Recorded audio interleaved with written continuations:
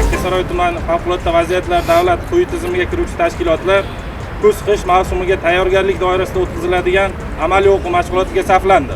Axborot beruvchi bo'lim boshlig'i o'rinbosari kapitan Allamuratov. Erkin, ma'lumki har yili mavsum bu bir sinov davri. Shu bois har bir tizim, xususan kommunal xo'jaligi tarmoqlari, issiqlik, elektr energiya, ichimlik suvi va chiqindilarni tashish xizmatlari uzluksiz ishlashi shart. Bugundan boshlab shtab faoliyati yo'lga qo'yilgan. Markazlashgan kuzatuv kameralari orqali nazorat tizimi tashkil etilgan. Men barchangizdan o'zingizga biriktirilgan vazifalarga sidqidildan yondashishni, jamoaviy mas'uliyatni his qilishni, mavsumni betalofat o'tkazishni, maksimal sa'y-harakatlar qilishni so'rab qolaman.